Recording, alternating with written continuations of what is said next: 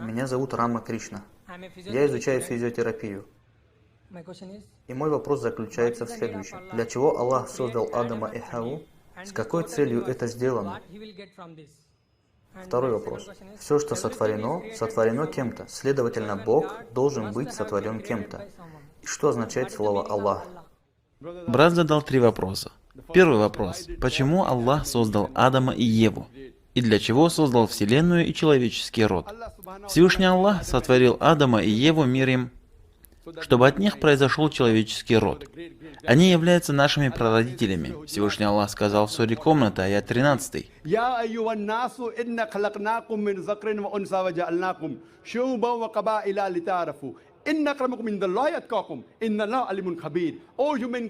О люди, воистину мы создали вас из мужчины и женщины, и сделали вас народами и племенами, чтобы вы узнавали друг друга, и самый почитаемый перед Аллахом среди вас, наиболее богобоязненный. Воистину Аллах знающий и ведающий. Воистину, мерилом оценки любого человека является не богатство, не цвет кожи, не внешность, а богобоязненность. А богобоязненность, благочестие и набожность. Следовательно, Адам и Ева миром были нашими первыми предками, моими предками и твоими предками, и предками всех людей без исключения. Поэтому я тебя называю братом, потому что мы братья по человеческому роду. Всевышний Аллах сказал: «О люди», то есть все люди без исключения. Также в суре «Перенос ночью», аят 70, Всевышний сказал: «Мы почтили сынов Адама». Всевышний Аллах оказал почтение всем сыновьям Адама, независимо от того, в Индии они родились, или в Америке, или в Англии, в индуистской семье родились, или мусульманской, или христианской. Всевышний Аллах сказал: «Мы почтили сынов Адама». Если ты человек, то Всевышний почтил тебя. Нет разницы, как тебя зовут: Закир, Абдулла, Рама, Шанкар. Если ты родился человеком, то Всевышний почтил тебя. А теперь перейдем к вопросу: почему Аллах сотворил человеческий род? Всевышний Аллах говорит, что человек – это одно из самых лучших его созданий. Все остальные творения Аллаха послушны ему и подчиняются. Например, ангелы. Любое повеление Аллаха они тотчас послушно выполняют, и у них нет права выбора. А человек – это творение Аллаха, которое обладает свободной волей. Мы можем повиноваться и можем ослушаться. Следовательно, Аллах сотворил нас, лучших из его творений, в наилучшем виде. Но у нас есть выбор между послушанием и ослушанием. Если повинуемся Аллаху, то нас ожидает рай, а если ослушаемся, то мы попадаем в ад. То есть это испытание для конечной жизни. В суре «Власть», аят 2, Всевышний говорит: «Аллах тот, кто сотворил смерть и жизнь, чтобы испытать вас и увидеть, чьи деяния окажутся лучше. Он могущественный и прощающий». И в суре «Рассеивающий», аят 56, Всевышний говорит: «Я сотворил джиннов и людей только для того, чтобы они поклонялись мне. Поэтому нам предписано поклоняться Аллаху и повиноваться Его велениям». Все эти люди с их различиями обладают свободной волей и выбором между повиновением и ослушанием. Все остальные творения, такие как звезды, деревья и даже горы, как об этом сказано в Коране, восхваляют Аллаха и беспрекословно подчиняются Ему. Мы обладаем свободной волей, и когда Всевышний предоставляет нам волю, и мы по собственному выбору подчиняемся Ему, мы становимся лучше ангелов. А если не подчиняемся, обладая свободной волей, то мы становимся подобными дьяволам. Значит, Всевышний нас создал, чтобы испытать нас для конечной жизни. Перейдем ко второму вопросу. Какая вещь имеет Создателя? Кто тогда создал Аллаха? Знаете, когда кто-то говорит: «каждая вещь имеет Создателя», это неправильное выражение. Правильно будет: «каждое творение имеет Творца». В определении Бога говорится: Он не сотворен. И в тот момент, когда ты говоришь, кто создал Бога, то это не относится к Богу, потому что его определение – Он не сотворенный. Допустим, кто-то подойдет к тебе и спросит: «Брат, мой друг Джон находится в больнице и родил ребенка. Станешь ли ты угадывать пол этого ребенка? Мальчика он родил или девочку? Не станешь, правильно? А почему?» Включите ему микрофон. Можешь ли ты угадать, кто родился, мальчик или девочка? Смотри сюда. Джон попал в больницу и родил ребенка. Можешь ли ты предположить, какого пола ребенок, мальчик или девочка? Можешь догадаться? Шансы 50 на 50. Один верный ответ. Мальчик или девочка? Люди смеются. Почему? Ты можешь угадать пол ребенка? Нет? Почему? Даже если предположишь один вариант, сможешь ли ты назвать правильный ответ? Хорошо, я дам тебе два выбора. Мальчик или девочка, что выбираешь? Это девочка.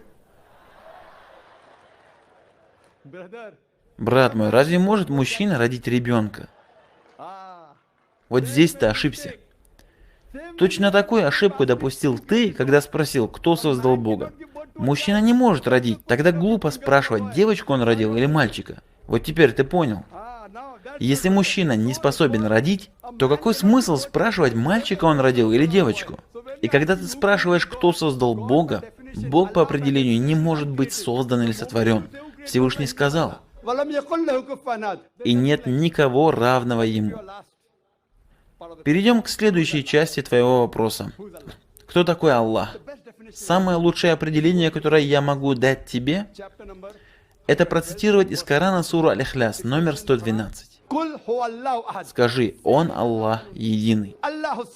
Аллах самодостаточный.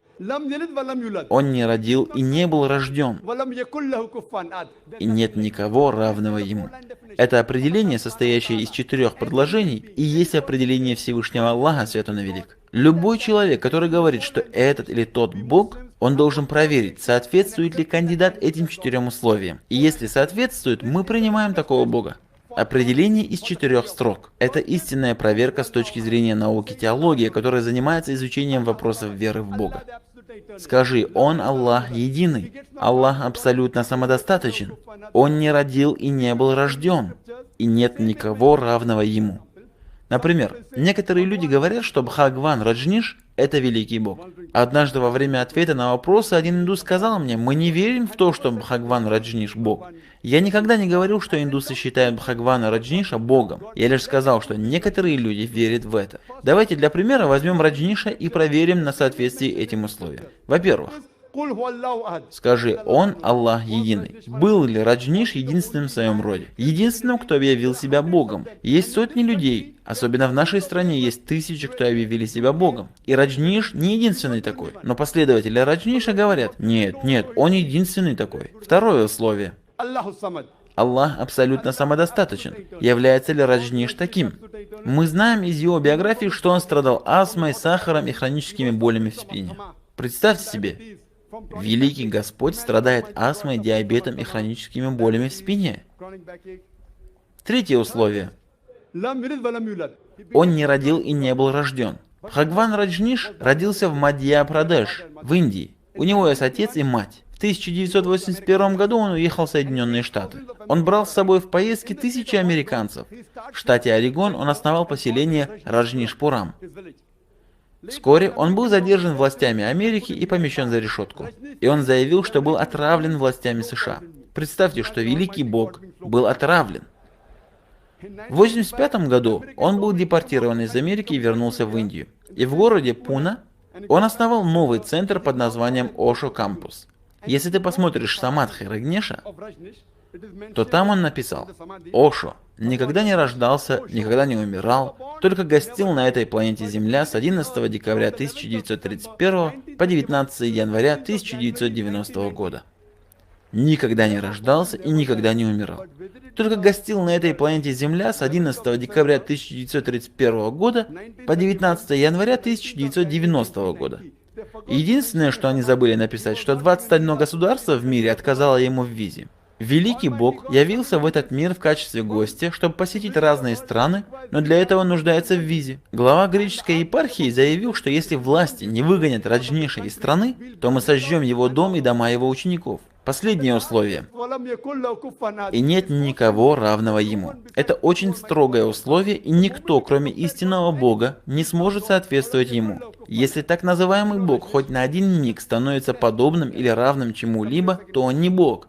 Мы знаем, что Раджниш подобен остальным людям. У него есть борода, нос, 2 глаза, 2 уха, 2 руки. Если сможешь сравнить Бога с чем-то в этом мире, то это не Бог. И нет никого равного ему.